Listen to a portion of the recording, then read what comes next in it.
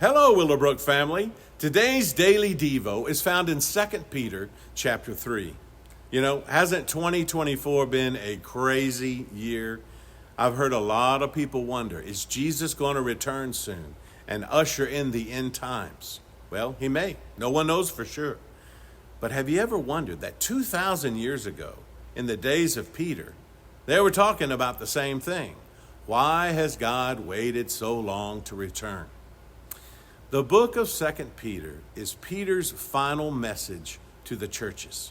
He knows he does not have long on this earth.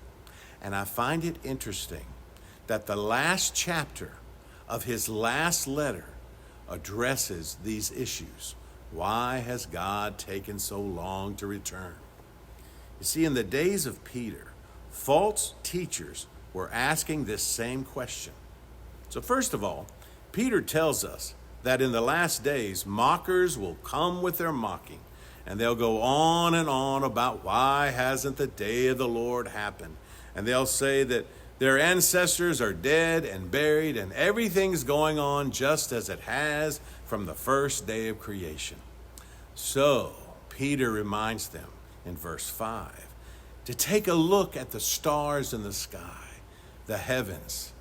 God created everything that you see and things you can't see from nothing. He spoke it all into existence. Peter also reminds them that God spoke and the earth flooded and everything was destroyed except for Noah, his family, and the ark. And we need to understand that he is a very powerful God and he is not ruled by our sense of time. You see, compared to God, our lives happen in an instant.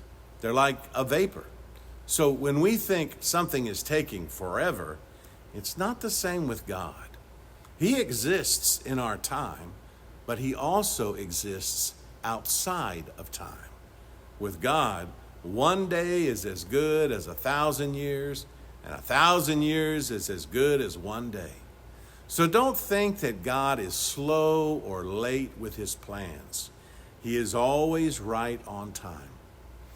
Peter wants us to know the reason the day of the Lord hasn't happened yet is because of God's love. God is restraining himself on account of you and me, holding back the end because he doesn't want anyone lost.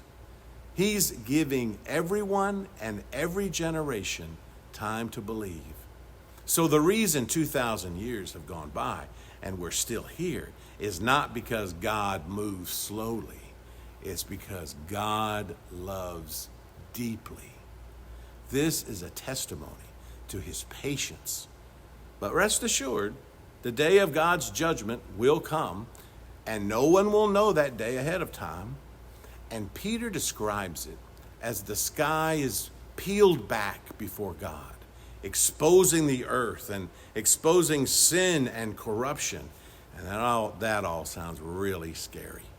But Peter comforts the believer by saying that we'll be looking in another direction at the promise of a new heaven and a new earth. So, how do we prepare for all of this? The best way to stand firm and not be caught off guard is that every day we should live as if it is the day Jesus will return. That keeps our focus on an eternal purpose and not just on earthly greed or suffering or what people may say about us. If the Lord returns while you are alive, make sure that you will not be ashamed or embarrassed by how you're living. Live holy lives unto the Lord every single day. Have a great day in the Lord, Willowbrook.